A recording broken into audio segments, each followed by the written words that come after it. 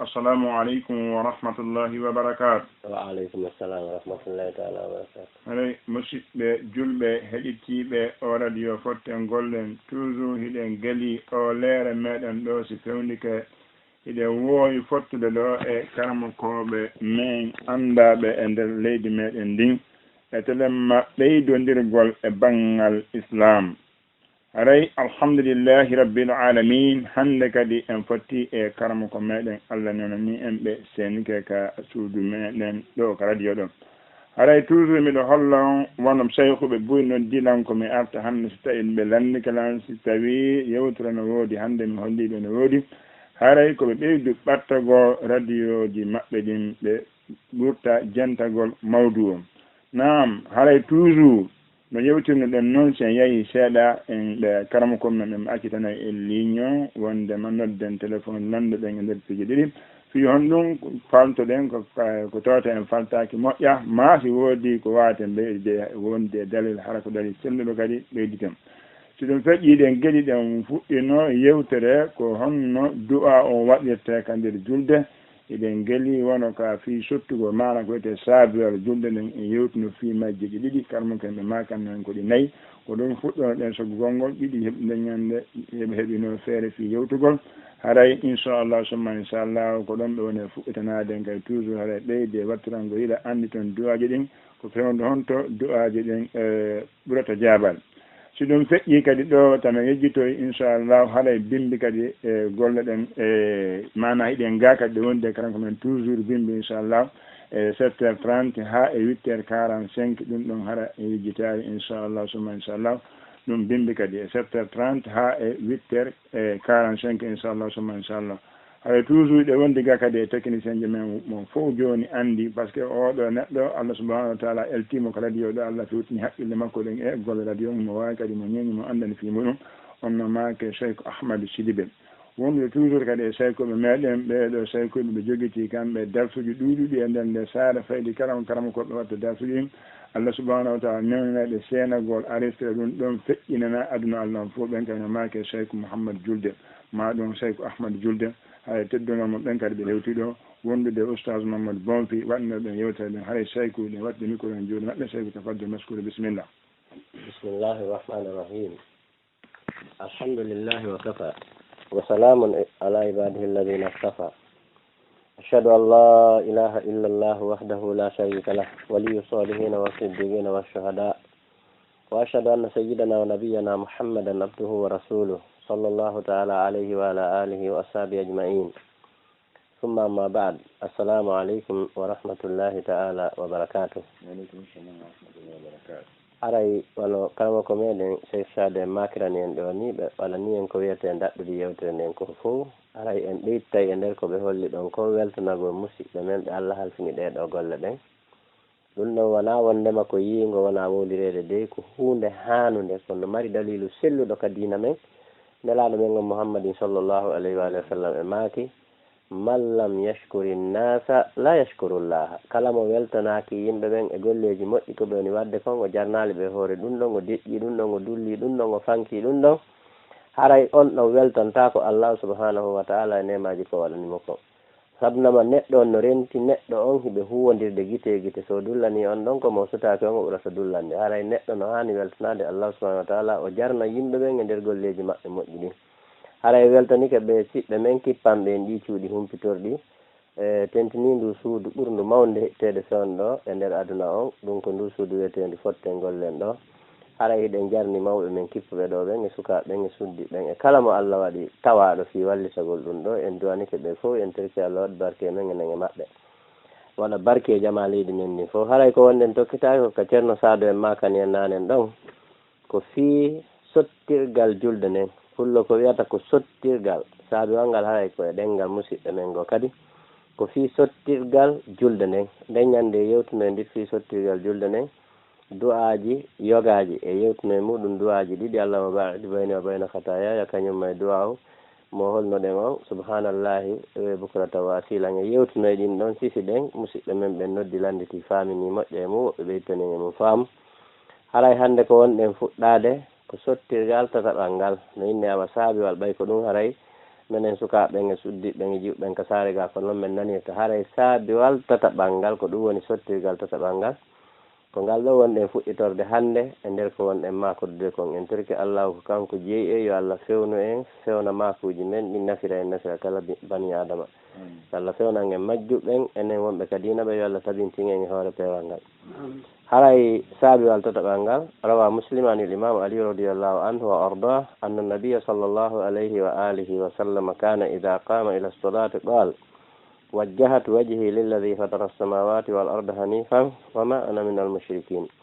إن صلاتي ونسكي ومحياي وماتي لله رب العالمين وبذلك أمرت وأنا أول المسلمين haray sottirgal tataɓal ngal ko ɗum ɗo kañum ko aayeje ɗiɗi alqur'ana wonɗe nder simore wotere kadi nden simore no inne suratul an'ami Allah subhanahu wa ta'ala no yewti ɗon nokku goo e fe annabajo makko tedduɗo maketeɗo Ibrahima alayhi salatu wassalam o inni ɗo wo Ibrahima jantaninomo fewndo Ibrahima wooda hakkunde makko e sirko ɓen ɓay wuli ha feƴƴiti o tindino ɓe inni ha tigi tigi on nde min mi fewtini yeeso ango wonande oɗo taguɗo kammuli ɗin e leyɗe ɗen ko kanko woni jonka diina newi ka o halfininmi ɗo min mi wonali jeeyaɗo sirko ɓen awa e bange annabijo men o Muhammadin sallllahu alayhi wa sallam ha joni e nder simore nde ɓaynelaɗo kadi e maɓɓe yaadi ha fayda hewti ka babe makko Ibrahima hewtuduno e sirko ɓen ɗon nelaɗo tigi mako no inna solati wa nuski wa mahyaya wa mati lillahi rabbil alamin wa bidhalika umirtu ana awwalul muslimin ɓe mako no wondema nde julde e oɗo kirse e ɗan ɗo gurnan e nde ɗo mayde fo muɗum ko Allah lan ɗon hertani min dey haray komi jebbilaniɓe Allah subhanahu wa ta'ala komi arano kadi e jebbilaniɓe Allah ɓen haray ɗiɗo konguɗi ay ɗeɗo ayeje ɗiɗi ka annabi Ibrahima alayhi salatu wassalam yewtuno ɗon e ka annabijo men o Muhammadin sallllahu alayhi wa sallam yewti ɗon nelaɗo kañum tumbidiri ɗin ɗon ɗiɗi kala o waɗi ɗi sottirgal e nder julde nden kanko nelaɗo Muhammad sallllahu alayhi wa sallam tawi si ɓe salligi ke ɓe seniki fi juulugol ɓe ɓanti sokeje maɓɓe ɗen e sa'iji go ɓe inni Allahu akbar ko ɗiɗo konguɗi ɓe janggayno si ɓe jangga fatiha sottirgal julde tataɓal ngal hiɓe hebbinorno waɗugol oɗo wiigol Allah mi fewtiningo yeeso am faade ma an o tagi o ɗiɗo kammuli tagi ɗeɗo leyɗe mi woni newiɗo e nder koko yamirɗalan ɗo mi woni kadi pottintiniɗo mi jeetake e sirkoɓɓen ene julde an nde wo kirse an nde wo gurdan an ɗaw wo mayde an nde wo fof ko an Allahu bajji seniɗo woni ko hertani mi sirkantamo kanko Allah subhanahu wa ta'ala hunde nder ɗum ɗo ko ɗum kadi woni komi yamira mo woni jeeyaɗo e jebbilaniɓe Allah subhanahu wa ta'ala ɗi fof muɗum ɗiɗo haray ka arabu wona arabu ɗum ɗo tode ko alqur'ana ɗiɗo konguɗi kañum ko konguɗi kono ko alqur'ana yankoji wonɗi e nder simore inneten nen suratul an'am pottodirɗi ka ayeji na hikkodirɗe kadi kono ka suratul an'am ɗe fof ɗe woni e hinno ɗo wajjahatu wajhi lilladi fatara as-samawati wal arda hanifa wa ma ana min al-mushrikina inna solati wa nuski wa mahyaya wa mamati lillahi rabbil alamin wa bidhalika umirtu wa ana awwalul muslimin haray oɗo ko oɗo woni sottirgal tataɓal ngal hay oɗo so inni e yilto firten oɗo yaajinen oɗo fayda koye nder oɗo tun hireten haray ha weta hannde saabu nama ɗo ko firi kon no firi piiji heewɗi si neɗɗo fewtintini Allah subhanahu wa ta'ala yeeso makko ngon tawi ko goonga haray ɗum ɗon ko firi ko itti yeeso makko ngon e kala ko wiyete bononda ko wiyete bewre ko wiyete majjere ko wiyete kala ko yowodiri e junubu haray o itti hakkille makko e ɗum ɗon o ƴetti hoore makko tumbi o mbi o watti e sokeji joom makko joni noon enen en haray ɗo daroɗen fewten Allah subhanahu wa ta'ala ngo yeeso men teddugo fewtinen e makko kanko Allah azza wa jalla tedduɗon qirrito ɗen wondema Allah min mi fewtini yeeso angon e ma an Allah o taguɗo kammuli e leyɗe mi newike e nde yamirore maɗo mi wonata e sirkoɓɓen hannde kadi on tigui wowlana Allah ɗum ɗon ka ɗengal gaynugol makko juulude o rewtira ɗon o yaha kisan o waɗa junubi wiwetegin tigui kaba'ira kadi hara wana de to sokiɗin e junubu hara ko kaba'iral ismi hara ko jani jeeyagi e junubaji ɗin woni ko waɗoy ɗon andi haray konngol ngol o ɓirriti ka nder julde gangol e kuugal ngal o yiirangal ka yaasi ɓawde gayni juulude haray yaɗali miɗo andita ɗo konngol Cheikh Abidul Jammal arabujo ɗe wonduno ɗo o yewti yewtere ñande goo nde wonanimmi min ka wonki am ɓittene moƴƴa way haray goto yiɗataka muɗum aybine ko ɓuuri fanɗude o inni mi Cheikh Mouhammad min ni na o inni wo mi yi ka mon ɗo hunde ngalɗindelan min ni konni won ɗum o wi son ƴetti waaju en jooɗike ɗo en tumbidiri ɓe julɓe e waajike ɓe haray fayda ko hanuno kon ko yo arɗo waaju o maayo ɗo wattine sabu o yuray ɗo tun o yaaka aljanna direct wo kono si ɓe yaltiɗo ɓe naatoyi ka saare a yehi kadi a ndaari ko ɓe gerata kon a sikkata ko ɓe jooɗi noon no heɗo waajuji ɗin donc ɗum ɗon no hulɓinani leydi si tawi ndi yehi ha tawi hay hoɓɓe arɓe mayri hotoɓe wawa yiwde ɗin ɗon fitinaji ɓe anda ɗin ɗon no e nder leydi ni hara wiwgol ɗo fewtini yeeso mungol jomiraɗon subhanahu wa taala ka konngol ko kuugal ngal haray haton jinɗen e muɗum ko neɗɗo ƴettu hoore mum watta e jomiraɗon azza wa jalla no Allah faalirano o woɗɗintina hoore makko kala ko wiyete junubiwol feeñuɗi ɗin e wirni ɗin jani e tosoki ko ɗum woni firo wondema o fewtintini yeeso makko ngon Allah wona yeeso ngon fandaɗo ko mana wiyanko o fo makko haray o wattitike e juuɗe jomiraɗo o ne'anike mo newanike mo ɗirritike wondema ko kanko jeymo sabuno kanko ko tagimo tawi kammuli e leyɗe o ɗirritike kadi o jeyetake sirkoɓeɓen ɗum woni haray si tawi on tigui waɗi ɗum ɗon fof sortike ɗon kadi o yeehi ka sirku haray en andi woni konngol e ɓawa kuugal haray woni ko moɓɓe makko konngol kumare kuugal bonoru yo Allah alan ɗon danden sifitorde noon haray aya ɗin moon sen inni en firay on ɗon kañum kadi seeɗa en tawa e nelaɗo Allah on ɗon kadi o innuno wondema julde anden kirse anden gurdal anɗan mayde anden ko Allah olan ɗon jeeyi ɗum ɗon ko kanko jeytage fooji ɗin joni noon si tawi woni ko Allah jeeyi julde ma nden andi julde ma nden be haray satane moƴƴa wata yaadoy e julde nde o faalaka onon kam a ƴettande laara on no hulɓinori sengo woto wona tereti mo tawata yimɓe fongotiroyay oɗa ina no faala ɗum nda oɗa ina ɗum nda oɗa ina ɗum nda ko ɗum woni probléme ɓurɗo mawden e fi lahara andi kamen ɗo ni ko waɗi siga no weeli no foti piiji ɗin no wawi tansodirde kamen aduna ɗo a yiyay oɗo si addi ɗo joni masalan maynesi bama goɗɗo inna min nabama mi faala ko alpha bon si goɗɗo addi ɗo maynesi alpha goɗɗo inna min naɗin ɗo mi faala ko sikireru mi faala mo kala haray no woodi suɓankun kun o faala ko ɗum waɗi jula on haray ɓe hulata natugol e piiji ɗin ɓe adda ɓe wallina par ce que suɓanɗe yimɓe ɓen haray no serte piiji ko ɓe jogui ko joni noon ko yahete lahara o makiti mo naɓorten ɗo wiyeteɗo dewal ko goto pet yeeyete ɗum ɗo ko kanko tun soodata kadi si kanko o soodali haray fuuti haray sonti si sonti haray makiti o wo jommum o woni avari ko woni avari kon haray fo muɗum no mari nokkure ka hawkoyte ko ɗum woni hibbitirde ñooge haray no woodi ko ɗum woni yiite ngen haray ɗum ɗon e jommum ko ƴette bugoye ka yiite ñiddi jommum faalaka o añi koye pottine yeeso makko o yi probléme woniranɗo en télé lahara on no hulɓinoyi ko ɗum waɗi dewe ɗen haray neɗɗo hana welsindagol ko ɓuuri e fanɗude si ko wiyete dewal makko ngal ko emo duwa etade hono nelaɗo wiiri ɗo ni julde an nden ko Allah jeeyi kirse an nden ko Allah jeeyi o eto hara julde makko nden himo etti fi mayre himo faami fi mayre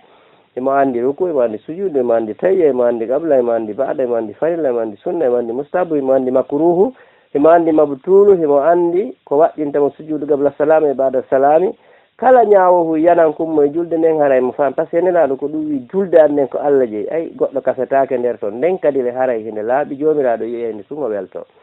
o enni wo ɗimmon ɗum haray kirse an ɗen ɗum ɗon kadi firi haray harana julɗo ka o hirsa hay hunde siwana hara kirse makko ɗen no yowodiri e diina makko kan diina l'islam o waray o hirsanta kanko ko wiyete sanamu konko ɓuuri e fannude o hirsanta piiji sirku yankuji ɗin hay fus kanko haray si tawi ko gonga o taɓintinani Allah azza wa jalla l'islam o haray o tawti nelaɗo ɗo nelaɗo ko wi kirse an ɗen ko Allah hertani haray o hirsata ko ɗum go sina hara koko yowodiri e ko saria islamu newni o hirsane o wi mayde an nden e gurdal ɗan kadi ko Allahu lan ɗon jeeyi ay ko kanko wurninmi ko kanko waratanmi ko kanko andi fi'am ɗum ɗon kan no holli neɗɗo nayo hulu hay hunde ka hoore leydi ɗo sina Allah subhanahu wa ta'ala haray ko waɗɗimo ko rewgol Allah laɓɓina nguure makko on e fiyake makko on fof muɗum koye junngo Allah woni kanko ko waɗugo sababuji ɗin haray woni ko fewtimo o inni wo ko Allah jeeyi ɗiɗo piiji min mi sirkantamo annabi Ibrahima maki min mi sirkanta Allah annabijo Muhammadin sallllahu alayhi wa sallam maki mi sirkanta Allah nelaɗo maki min komi jeeyaɗo e attiɓe jebbilawde ɓen annabi Ibrahima maki to kañum kadi hanifa musliman kan kadi ko newiɗo jeeyaɗo e jebbiliɓe joni noon siko ɓeeɗo wonante imamu tawi ko ɓe wonta yeeso ma fi hewtoygol ko Allah azza wa jalla fi heɓoygol aljanna ɓayle pelletti ko ɓe hani wonde imam men yo Allah waɗ ɓe imam men haray si on tigi de wopitiɓe ha fiƴƴitoyi to so koye koye no wawa no gasa ka ɗumanne kono si on ti yahi toon tawi mo manque jani ɗin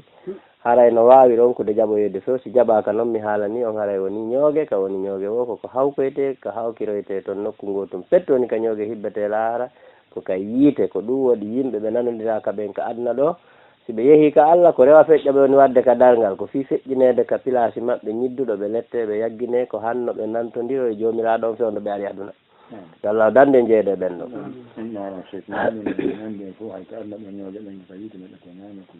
ay ɗo si ɗuuɗi ɓe ɗaɓɓa e piiji ɓe mowidira ɓe sunna donc aray Allah dande e wonde ñoogue sunnoyteɗo alqiyama awala si nde julde nde nde yewde fimum ɗo yimɓe taskaki nde ɗaɓɓiti fimayre on faminde ko nde ɗo woni ko jiyaɗo attete landitede ñande dargal nelaɗo maki si tawi nde ɗo moƴƴi haray golle makko ɗe heddiɗen fof moƴƴi ƴettete bake ɗon si nde ɗo boni haray golleji makko luttuɗin fof boni Allah darata hay fus Allah ko julde nde woni fuɗɗorde hakkude makko e neɗɗo si tawi ko duuɓi nogay o wuuri tawi ɗin duuɓi nogay ko darɗe ko darɗe 1 million hawrata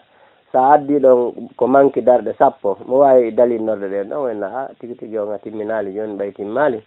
min haari komi faala koyo timmu ɓay timmali joni ƴettodira yeeso toon min mi sikkano yawtolan ha ɗon ka timminande lande julde si ngol ɗon aroyi araya hayri Allah dando yennum ɗon joni ɗon mba anda si ngol ɗon aroyay e hino ko lanɗo mo goɗɗo wawata tindade so seytini o monike goto wawata darade yeeso makko wiya nani o wawata waɗirde laamu aqiba li hukmihi kanko hay goto wawata teppinade ñawoje makko ɗen Allah taw ko ñaawi e ma kon koko moƴƴanma so ñaawi e ma ko moƴƴanama hay goto wawata tindade mo inna Allah waɗe telema ngo sengo o jiyaɗo ɗo a fayi e makko subhanallah kanko ko piiji ɗiɗi o jogori tagi fo makko ngo koko wiyete ko adulu kañumma e fadulu ko ɗiɗo ɗiɗi o jogori tagi fo ngo joni noon ko wiyete fadulu kon ko ɓural yani o daara on tigui o yurminira mo saabu yurmede makko nden o ƴettanamo yogay ko heeɓe dewal o yaafomo o koramo aljanna o sa ɓural makko siko ngal ɗon o ardani en haara e weeli hoore ko woni nunɗal ngal ko wiigol mi tageno on yoɓa Allah hay hunde nanene ma na ɓen ma na an hay fuso waɗana Allah joni noon mi taguima mi wurnima mi hokkorima ɗum ɗo hakkille noppi e juuɗe e koyɗe e tere o linta fo ena ɗinemaji ɗo fof komi joninnomaɗi ko fiya waɗanan ɗum ɗo joni noon ardaren sa wanno komi wi kon haray en nanodiri si tawi ɗum ɗo manque haray dey ko manquinirɗa ɗum ɗon kon mi yagginte donc nunɗal haray wonma ardande par ce que kanko jeeyima so ñawirima ɗon o lettede par ce que nelaɗo makima nuuɓi sabil hisabi usdiba kala poɗodiroyaɗo ñawore nden kaddalngal ko letteteɗo haray en torki Allah yo gollidire men immorde ɓural makko ngal watta o gollidire men nunɗal makko ngal kono noon etoɗen fii ha o anda en ettite haray no jeeya e fillayego fingal saabiwal tataɓal ngal wonɗen ɗo ka wiigol ka ayawal ka tawajjat waji lillaji fata samawati wal arda no wonno hanifan hatti ɗon ɓe wi on tino wawide hanifan musliman so innama ana minal mushrikina no fillayego kadi no wi wana awwalul muslimina kon ɗon mi adi on addande ɓe inni siko nelaɗo men on muhammadin sallllahu alayhi wa sallam wi'i wana awwalul muslimina haray no sella par ce que ko kamɓe woni arano e jebbiliɓe ɓen fuu muɗum ko kamɓe woni arano e jebbiliɓe ɓen ɗum ɗon noon wona finelaɗo no luggi e ngala nasde ha feƴƴita kono wona e ɗeɗo moftetum ko kala ko wiya gueɗal adama kon fof ko mouhammadou sallllahu alayhi wa sallam aɗa jonnede ko wiyete teddungal kon ɓay hay baba men adama alayhi salatu wassalam ɓay o taguimo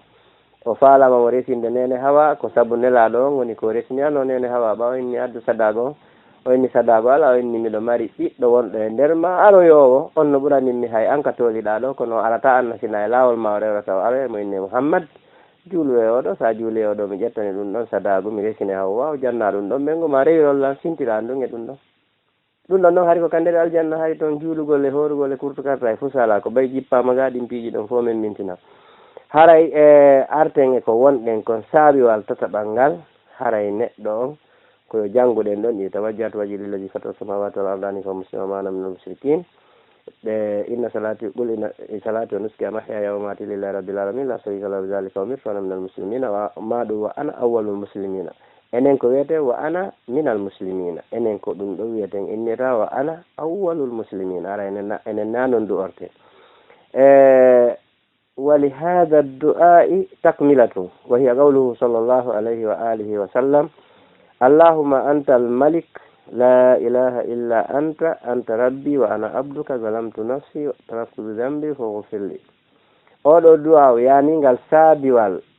tataɓal ɗo nelaɗo no ɓeyditayno ɗon goɗɗum kadi siɓe janngiɗen ɗon haa ɓe gayni ɓe ɓeydayno ɗimakuji ɗo sen taskike no nelaɗo juulirayno noon en taway mo juuli waɓutuno haaniri noon haray o waɗi dewal façon ko ɗaɓɓa kon fuu e nder waɓutu makko on haray o waɗi ɓira o waɗi zicrullah o waɗi duwaw fof ara o waɗi hay salatu ala nabi ara waɗi dewe tigi tigije ɓurɗe hittude ɗen sa juuli waɓutuno haani juulirede noon nde ɗo salminama hara waɗi dewe ɗen ndaari tun ɗo kadi koɓe timminirayno ɗon ɓay ko qur'ana wona du'aw ɓe adduno konnguɗi go ɓe inni wo Allah ko an woni lanɗo bajjo seniɗo on reweteɗo ala siwana an ko an tigi jeylam ndaari annabijo alayhi salatu wassalam no ɓirri to Allah subhanahu wa taala kanko jeymo an hiɗa ƴetta ɗo hoore ma yowa e hoore yimɓe wiya ko ɓen jeyma subhanallah e ma e hoore piiji nelaɗo Allah on maaki Allah ko an woni lanɗo reweteɗo ala siwana an ko an tigi jeyimmi min komi jiyaɗo maɗa mi tooñi hoore an est ce que nelaɗo tooña e hoore mum subhanallah nelaɗo tooñata hoore mum e ñande mi yeeti noon ɗo min sifaɗi konnguɗi si ari ko be neɗɗo on faama ko jannugol en nelaɗo Allah alayhi salatu wassalam wolita ɗum ɓay kamɓe koɓe gerata kon fof ko sunna kala koɓe waɗi haray mofte ɗen no haani ñentingol ɗum ɗon haray kamɓe koɓe wowlita kowa gooto e men jogiiɗo sifa ɗin probléme ji kamɓe ko noon ɓe waɗirta fiisenen en hendike yo wonan en kisa lekkikindirette na ɗum nelaɗo muhammadin sallllahu alayhi wa sallam ko tabiri gon ka sere islam kamɓe ɓe mara junubu hay yeru abbere foññe ɓay ko noon enen faamirten ɓe mara junubu hay yeru gabbum foññe malaikajo windanowo nelaɗo alayhi salatu wassalamu junubi on o ka sengo nano o yahay ka Allah o randa kaydiji makko ɗin karamol makko ngol uddita ka gollali hay fus ko o ka sengo ñamo tu winda nelaɗo ha ɓe faati ko ɗum waɗi si ɓe inna ma'asum kamɓe ko ɓe suraɓe ay ɓe faljata few wona ko palje ɗen oɗa windata ɓe windantake kamɓe fuy par ce que ha hande ɓe faljaki kala ko ɓe waɗi si a faamali wona ya ƴettu ko faljere ko ya faamu ɗo kamɓe hikuma mo Allah holli ɓe on ha tawi ɗum ɗon ko noon ɓe warrata an a heftali on ɗon ɗaɓɓita jannguɓe ɓen ha hawroya e faamu ɗo ko ɓe faamuno si ɓe waɗi kongo falji wona ya ƴettanmi on ndeɓe falji onogol ɗo konngol ni wono ɓe wiiri ɗo ni Allah ko an woni lanɗo reweteɗo ala siwana an ko an tigi jeyimmi min komi jiyaɗo ma mi toñi wonki ankin mi ɓirritike kadi bonnere an nden accanan hakke yafanolan est ce que ko nelaɗo jogiiɗo bonnere ko tuuba o rutto e Allah la kono nelaɗo no holli ko o jiyaɗo Allah tigi tigi tigi ñande goo ɓe rewno Allah azza wa jalla ɗo janngude alhamdulillah rabbil alamina fewn ɗo simin fuɗɗike ga konngol tun haray o fof mo kala ka tooliɗo fayda andi koye deftere honde ngol ɗo wonɗen tori Allah ɓeyɗi yanñugol ngal ɗo gandal islam e nder lenin kenɗe ɗen fof haray e ñande goo ɓe juulayno ha tundaji maɓɓe ɗen heewi tawi so ɓe yalti wimbita e kuupi ɗin no heewi e newe maɓɓe ɗen e no teddi kañumma e teppe maɓɓe ɗen surtout teppe ɗen hara no ɓuuti sahaba ɓen feliriɓe ɗum ene laaɗo onon allahu taala addani on konngol o wi o yafanike on bakkatuji monɗi ko adi e ko sakkiti on mara junubu hay fus ko ñawirta on ñande darngal kono woni tampintinorde ni fof ndaare on no rewi Allah ha koyɗe mon ɗen ɓuuti nelaɗo koni ɗuyte seeɗa fowtineki wonki mon ndaare ko jiyaɗo Allah afdalul halqi alal itlaqi ko honɗum o jaabi si o yi ko jaabi ko ndaron enen ko honno wurirɗen enen kadi ko honno wayitirɗen on tuma ko honɗum ɓe jaabi ɓe immini nene Aisha ɓay nene Aisha haray e sa'iji goosi ɓe makañe nelaɗo aray nelaɗon teddini ɓe ngure mum nden ɓe heewa yedde ɓe sinara ko lundi saria Allah hiɓele kadi goto e maɓɓe hollal ɓe hande ko lundi saria on tuma nene Aisha e ngari ɓeyni nelaɗo haray koni ɓiyte seeɗa fowto ɗon gokku on tuma ɓeyni ya Aish afala akunu abdan shakura ya Aish afala akunu abdan shakura ya Aish afala akunu abdan shakura o wiyene Aishatu si tawi Allahu lanɗo yiɗilan ko kanko suɓilan hakkunde ɓiɓɓe adama fof hakkunde jinna fof hakkunde malaika fof hakkunde anna e lahara fof o wi o waɗilan jatigijo makko ɓuuɓamɓerejo o rewidetake e gonto kono min o ɓannitilan takko makko o suɓikelan joni si tawi o waɗanilan ɗum ɗon o yiltike o waɗilan nelaɗo e hoore ɓiɓɓe adama ɓen no didori e hoore jinnaji ɗin no didori o jippinanilan deftere makko moftude gande adiɓe sakkitiɓe aroyoɓe o waɗilan annabajo ɓurɗo teddude annabaɓe fof nelaɗo ɓurɗo teddude nelaɓe fof waɗilan honno imamu nelaɓe ɓen no ɓe didori kadi ɗeɗo ɓuure fof o yiltike o okkilan ko wiyete ko wendu kawsara waɗanilan tefore ɓurde mawde nden ka dargal komin tun suusoyi attade tuggudemo haala si dargal ngal hewti sa'i gono hewtoya toon si ruuki dundi komin tun suusi arde tuggamo haala o waɗa yile komi wowli ko si ɗe ɗo ɓuure fof waɗa ni lande o landakilan hay hunde koye giggol makko tun woni waɗa ndelan ɗum min mi wawata wonde jiyaɗo Allah yettomo min mi wawata rewirde mo yettugol mo awa donc ɗum ɗo holli en nelaɗo alayhi salatu wassalam si ɓe addi duwa o ɓe guirritike toon bakkatu wona ardi noon e defte goo kadi tuube ruttoɗon e Allah azza wa jalla min annabijo mon on mi tuuba ñande o ñande ɓuuri laabi temedere ɗum ɗo fira haray ɓe jogii bonnereji wono hakkillaji ɗi mutake e gandal ngal famali inni taw andi koye nelaɗo tigui hari tuubay ñallal ngal laabi temedere tuube laabi temedere wawa so tawi awa kamɓe tigui e marno bonnereji ko ɗin ɗon tuubude la kamɓe koɓe ari ko jannugolle wama arsalnaka illa rahmatan lil alamina kanko ko ari ko fi soobugol mon ɗon ko fi yurmingol tagi fo gon o ari yurmede makko ni no mofti gilandema hay kaaje waaliɗe kala yeɗɗin heeɓi e mbullari ni ha e kala ko memminoto ko ni hoorlen ndi gila e leggal keccal ha e yorgal ha e kala ko jogui wonki janɗi fanɗi ko hay kulle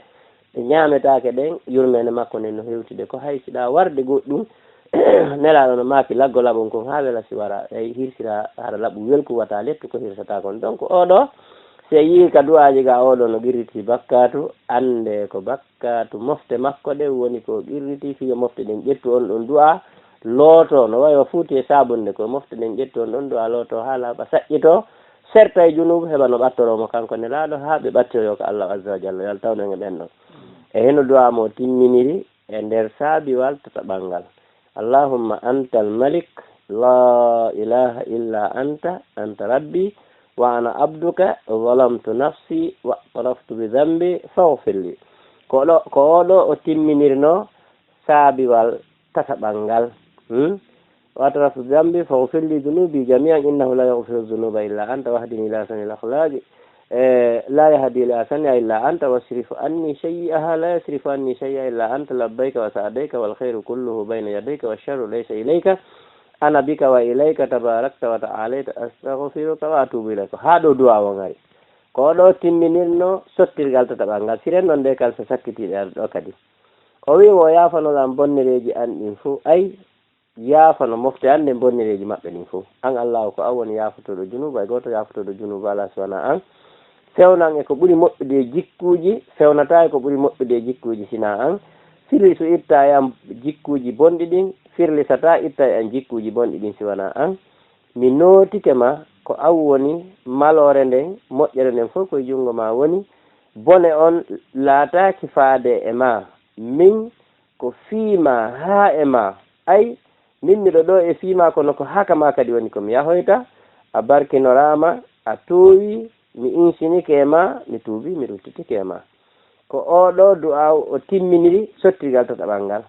haray so yiltikeɗe ɗo kalsa seeɗa kadi nelaɗo Allah Muhammadin sallallahu alayhi wa sallam ɗaɓɓiri Allahu azza wa jalla e nder du'a o moƴƴugol jikku on andi noon jikku moƴƴo koko ɓuuri mawnude e ko ɓattorte Allah subhanahu wa ta'ala nelaɗo ñande go kadi kanko e dental makko ngal mbatu sahaba en ɓe tolodi o inni wo on accatami yeeto on ko hombo e mum ɓurata ɓattoyade lan ka dargal ɓe inni o woye ko piiji ɗi pet ɓurata ɓattinde goɗɗo nelaɗo ñande dargal sa wawi ɗin ɗon ɗiɗi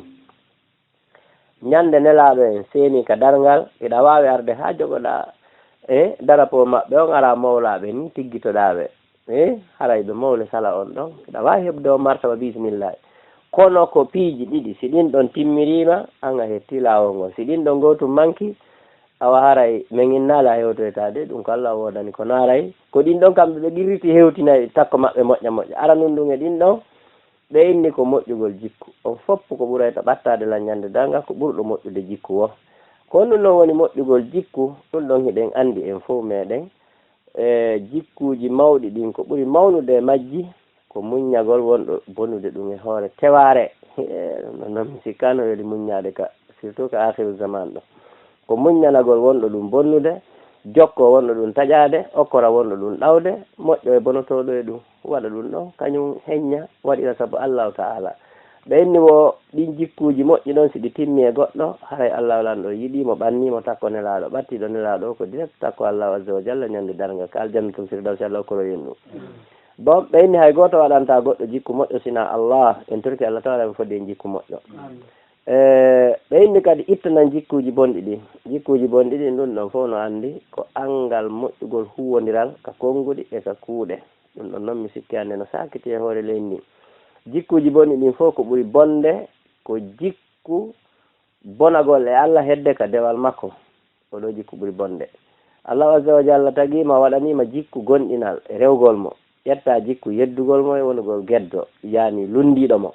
on ko jikku ɓurɗo ñiddude jikkuji ɗin fof ma ɗum jaɓa ko goonga yilto jikkinoɗa dillidirgol mo e goɗɗo sirku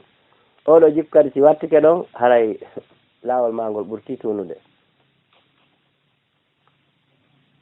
hande ko inchallah mi addanayi on ɗo e fi jikkuji moƴƴi jikkuji bonɗi ala kanje ɗiɗo yaade so gaddi jikku moƴƴo gadden nawlirawo makko on ka jikkuji bonɗi waɗe ɗum ɗo mbayana timmuɗo ara yimɓe nde ñande faama e ɗum ɗo on faami tun sottirgal tataɓal ngal duwa jokkitiɗo e maggal on qala al imamu nawawi rahimahullahu ta'ala fil adkar voilà ko ɓurata wattude nela ko ɗiɗaɓo on ko juulugol e maɓɓe ɗiɗaɓo on ko juulugol e maɓɓe neɗɗo moƴƴuɗo jikku juulowo e nelaɗo haray himo jeeya e ɓurɓe ɓattade nelaɗo janggo ñande danga kono ɗum ɗon ɗuɗere makko ɓuuri ɓattorde ɓe kono ɗum ɗon ɗuɗere makko heeɓi pourcentage ɓadagol ɓe no wawi yahoyde ha min noon hara wara yo daro takko maɓɓe mawlama hoorne men e mba jarama honno baba a tawno tungay yallan kono a hooli kelanga waɗi ɗum ɗon ni aɗa hande so ɓernde ma nden ɓurtu hiɗen ɗo Allah ko yurmeteɗo no arduɗa ni o kana sa'ikum mashkuran kamɓe tigui ɓe janggani ay on inchallah donc haray ko jikku moƴƴon e juulugol e nelaɗo ngol woni ko ɓurata ɓattinde goɗɗo ka dalga no gasa sen inni ɗum ɗon woɓɓe sikka julde nden goy horgol ngol goy ni ni sa est ce que jon jikku moƴƴo no wawi accude diina kam fuutomo est ce que ɗum no wawi wonde nelaɗo ko okkaɗo ma jami ul kalimi ko okkaɗo yani ñiwre konnguɗi ɗin konngol ngol haalata gotol no wawi moɓidirde windoɓe winda ha ñande ɓe ma hera ɓe gaynali andude ko honnugol firi kaw wiɗo ko ɓurɗo moƴƴude jikku woɓroytelam ɓattande kala ko wiyete l'islam on kon e dewe mum ɗen e huwodire mum ɗen fop naati ka konngol ɗon kala kaw wiɗo jikkuji bonɗi ɗin haray welatamo kala ko wiyete ko lundi Allah e nelaɗo kon fop kadi haray naati ɗon ko ɗum waɗi ñande goo inchallah azza wa jalla e gaddo e détagol ɗum ɗon ha yimɓe faama ɓurini anden tun juulugol e nelaɗo muhammadin sallllahu alayhi wa sallam e moƴƴugol jikku no jeeya ko ɓattinta goɗɗo nelaɗo ñande dalngal ara imamu nawawi rahimahullahu azza wa jalla ɓe maaki e deftere ɓe windi nde azkar ɓe inni ka nder du'awɗa konngol no ɗon mettugol faamude wa sharru laysa ilayka ka nder du'a mo nelaɗo maaki kay maaki ɗo bone on hina faade e ma imam nawawi rahimahullah azza wa jalla ɓe maaki anna jami'ul kainati khayriha wa sharriha naf'uha wa durruha kulluha min Allah subhanahu wa ta'ala wa bi iradati wa taqdirihi wa sharru laysa ilayka wa sharru la yutaqarrabu bihi ilayka la yas'adu ilayka innama yas'adu al-kalimu at-tayyib la yudafu ilayka adaban fala yuqalu ya khaliqu ash-sharri ko ɗum ɗo imam nawawi rahimahullah azza wa jalla woni ko maakanen o maaki si innama bone on wona faade e ma o inni ngol ɗo konngol gol wala nande o wi ko adi wonugol firamagol on ko dendanangal goodalji ɗin fop ko wiyete tagefuji ɗin kon fop pulloyna goodal dendanangal goodalji ɗin fop ko moƴƴi e majji e ko boni e majji ko nafata e majji e ko lorrata e majji ɗum ɗon fop muɗum ko immorde allahu towɗo on e fandare makko e eɓɓore makko ko kanko tagi eɓɓiri noon kala ko yiiɗa ka hoore leydi ɗo ala si wana ko Allah tigi tagi kun ko kun kaani wo hooti ko kun kaani ko Allah tagi kun ko kun boni wo hooti ko kun boni ko Allahu azza wa jalla tagi kun ko kun labawo ko kun moƴƴo ko Allah walan ɗon tagi kun ko ɗum imam Nawawi atti firanden e ngol konngol ɗo wa sharru laysa ilayka bone wona faade ma ay ko sakkiti firde mo o inni wo ko faanda ɗon kadi noon ka firo ɗimmo wa sharru la yutagarrabu ilayka awa boneji ɗin a ɓattortaaki ɗi goɗɗo ƴettata ko harmi o ara o ɓatto Allah onnaymo domude baraji ka makko o rewirta Allah no ñiddiri no wopitiri sariya o sikka Allah jaɓay kala ko wiya a wopiti sariya ɗum ɗon hay sa wattali Allah nder ton o ƴettata imam Nawawi rahimahullah azza wa jalla ni ngol ɗo kongo yo Allah hinno mo yaafo yo ñanama aljanna makko on jan gelluɗe men fof jan andi ha goɗɗo nder taka saɗa ko hiiri ka jamino to riduwa ɗum ɗo heɓɓata ko ina affaire noon mbini yetto dialloɓe ɗum en o wi ɗimmum ɗum e firo konngol ngol noon tammum ɗum o wii ko ƴeengata yaa haa ka Allah ko konngol laaɓugol ngol ɗum ko jikuruji ɗin jantagol Allah subhanahu wa ta'ala e janngol ayi jalgorano ɗen kañum may sifaji jomiraɗon e konnguɗi waajuji laaba ɗin kala ko woni konngol laaɓugol moƴƴol yowitingol e janginma e zikru maɗum yowitingol e juulugol e nelaɗo maɗum yowitingol e moƴƴingol hakkude yimɓe ma wallugol fi no diina ɓantorama no neɗɗo heɓira ko moƴƴima no daɗira bone ɗin konnguɗi ɗon on fof no wawi yaade ha kala ɗi mari dalilu hewtugol mo kono si woni tunde koko lundi saria ko fenade ko jamfa ko bonki ko siyasa ɗum ɗo yarata ka Allah darata fimo haaju makko ala e mum o wi firo tataɓo ngon wo bone baketake ma an Allah seede on goɗɗo duwaka nde mo toro Allah o inna yakaliga sherri taguɗo bone ɗulle kombo tagi bone ko Allah kono goɗɗo duwaka ɓattorde mo ɗum noon haray min faala jonnugol on numéro gila ɗo fuɗɗoɗen seenodude e nder maako danngal fii ko ceerno Sadio en makani en kon wondema ko piiji ɗiɗi noddoton fiimu ala nun ɗum koyeɗon noddude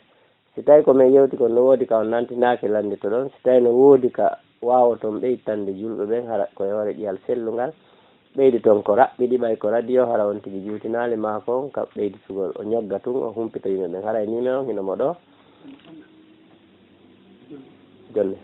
numéro o haray kono ɓe makirano ni numéro ji ɗin haray on wattanayila moƴƴa ɓa yiɓe nandi dino faytodirre ɗi haray ko 654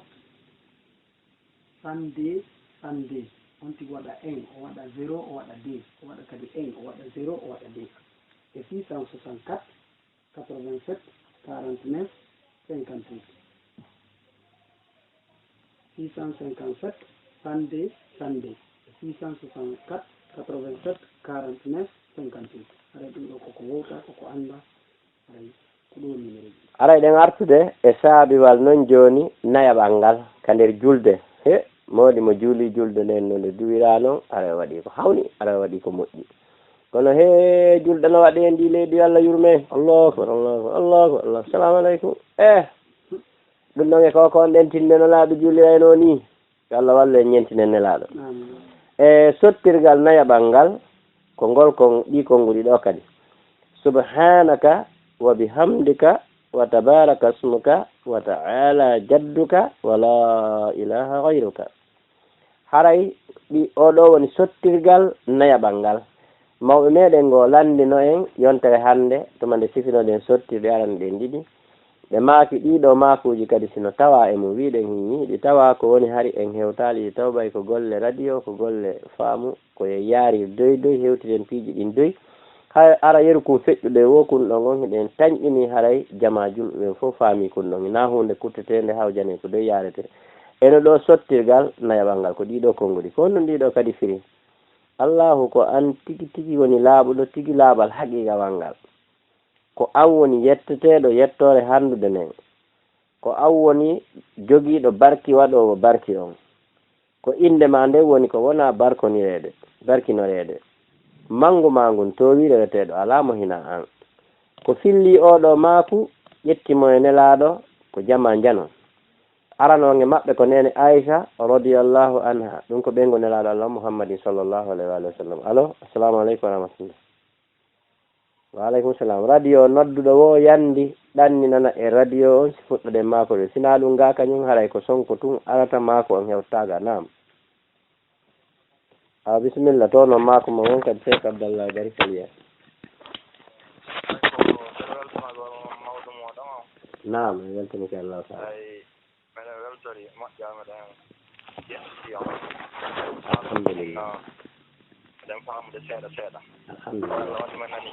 amin ya rabbi ma ke ceerno Cheikh Abdallah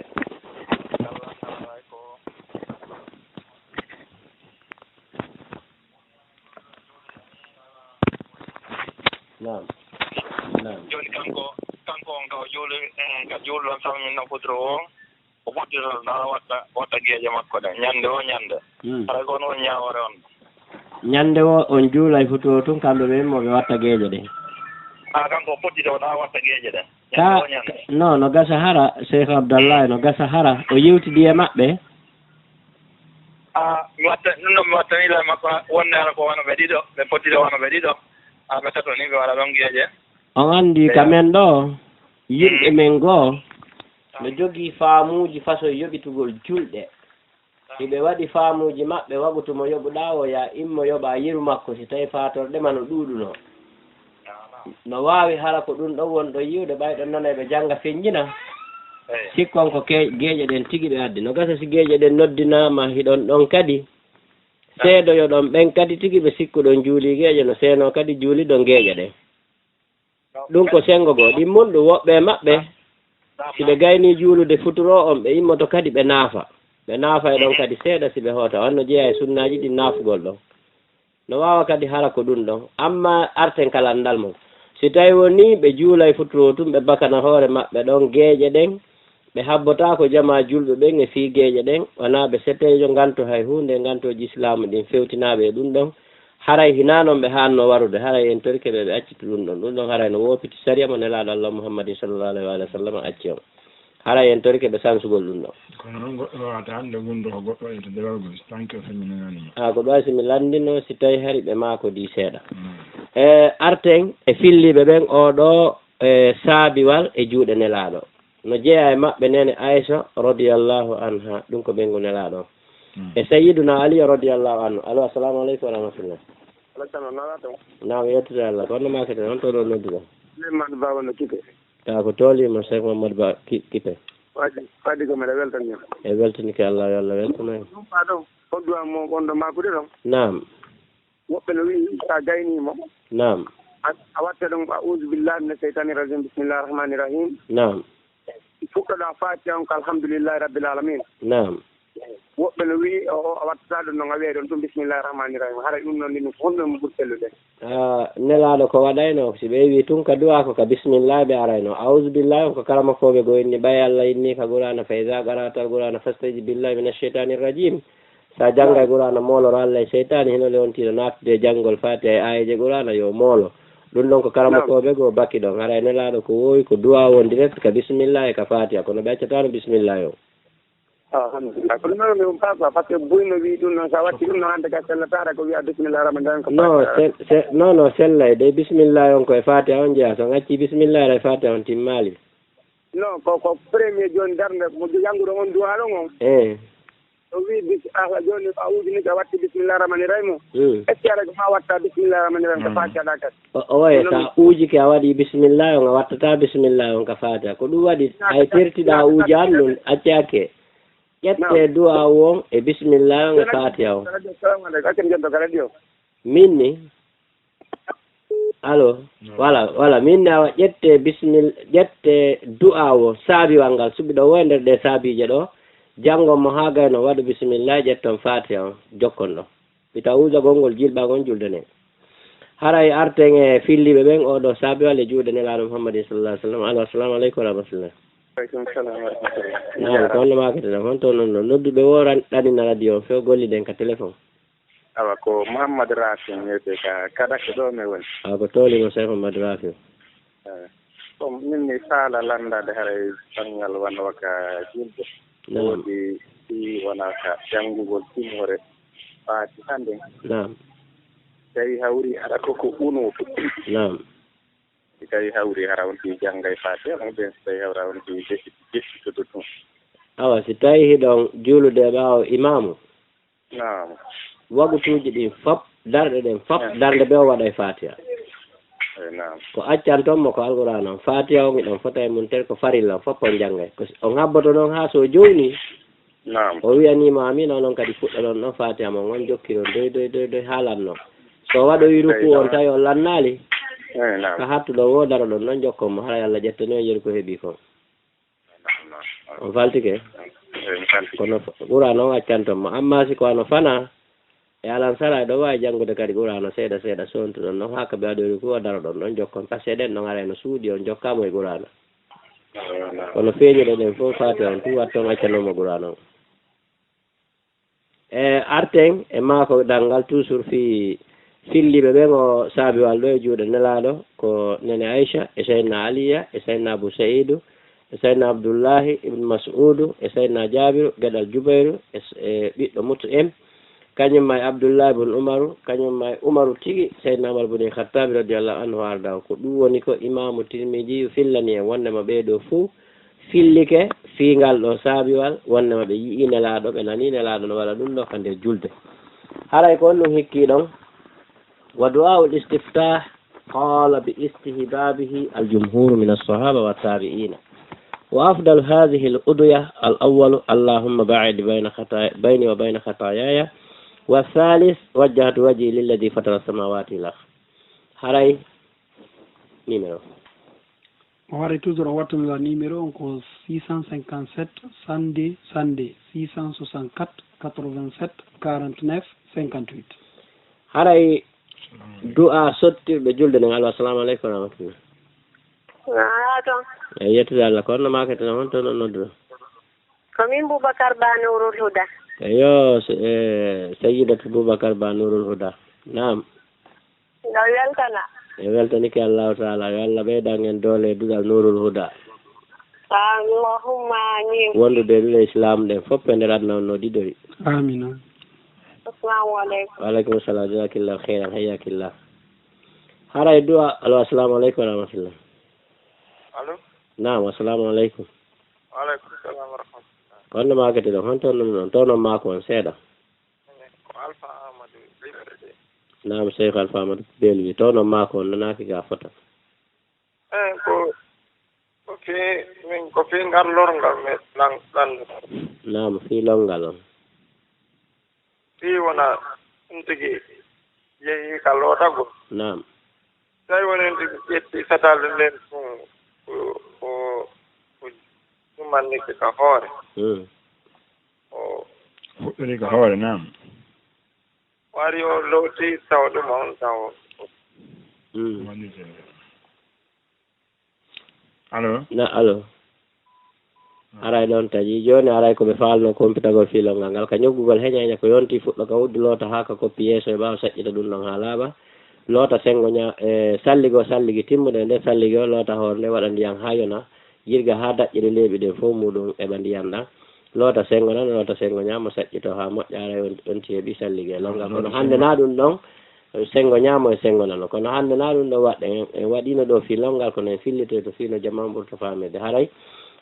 mi ñogga ɗon heña haray duwa o saabiwal julde ngal ko fotta kon ka sariya ko sunna yiɗaɗo wona farilla du'aji ɗin kadi fof ko ɓuura yiɗede toon ko allahma baydi bayna bayna hata yaya e wajjatu waji lillaji fatara samawati wal arda haray ko ɗiɗo ɓuura hittinede ɓuura suɓede e nder de duwawol istifta on haray mi jonte ɗo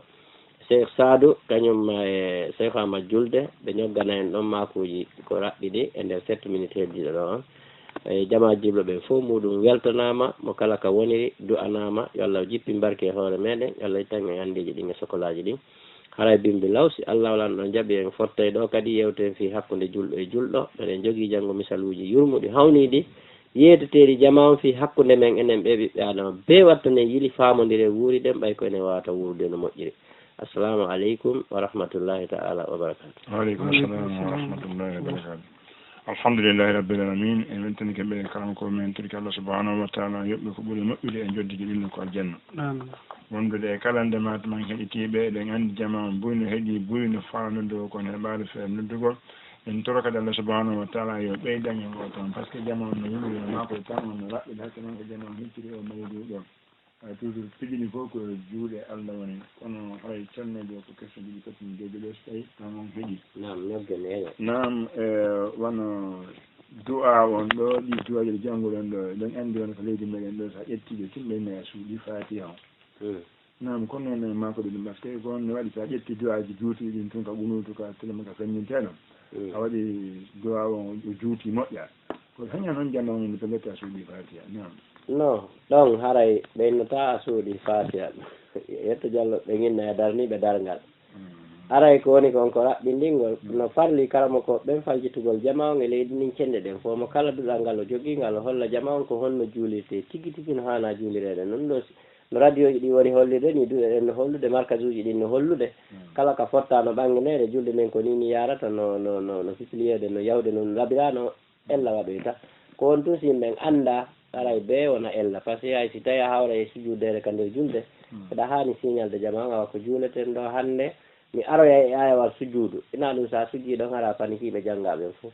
donc yimɓe ɓe mbeyandine piiji ɗin haray fiiɓe annda kadi na ɗon dali norte ɗon ke waɗe sina ɗum ɓe lutte kadi ɓe annda ko ɓe waɗe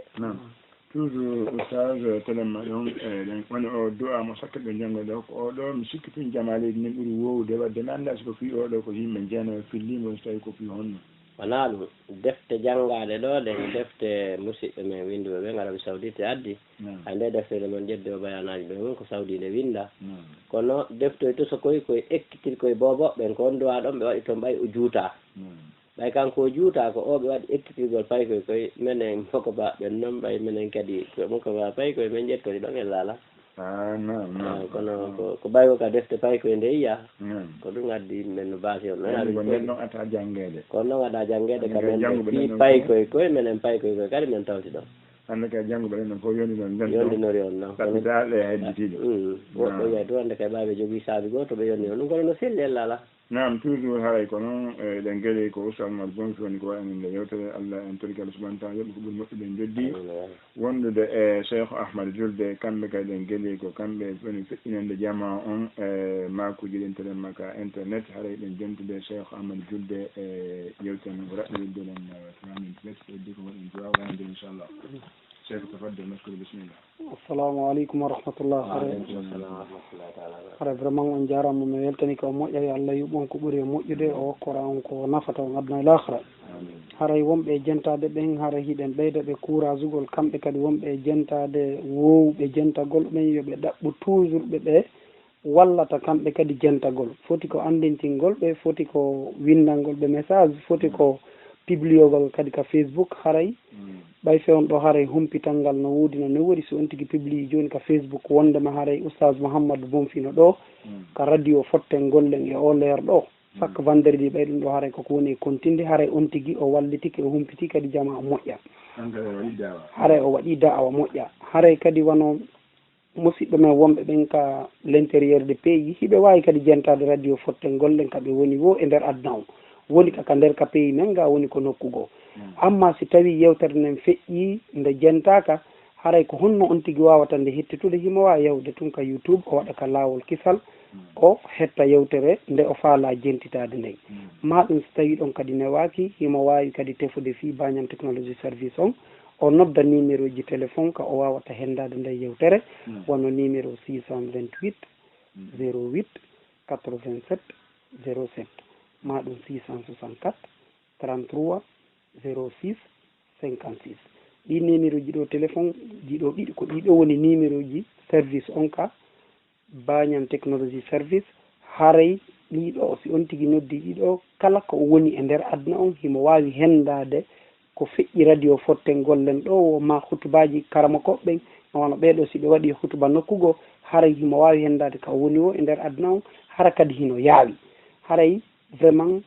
wallidire moƴƴa noɓe anda ɓen andira si tawi kadi Allah meminima kadi andugol haray ko a wakkilo kadi gollitirgol haray vraiment on weltanama on jarnama yo Allah yuɓon ko ɓuuri e moƴƴude o okkora en ko nafata en o newnana en gollitirgol ko wonɗen e janngude kon e ko wonɗen e jentade kon ɓayru pellet neɗɗo wona kanko yoɓata hoore makko naga o yoɓete yo wakkilo yoɓowo on hara o waɗiray no yoɓowo yoɓirta noon yo Allah newna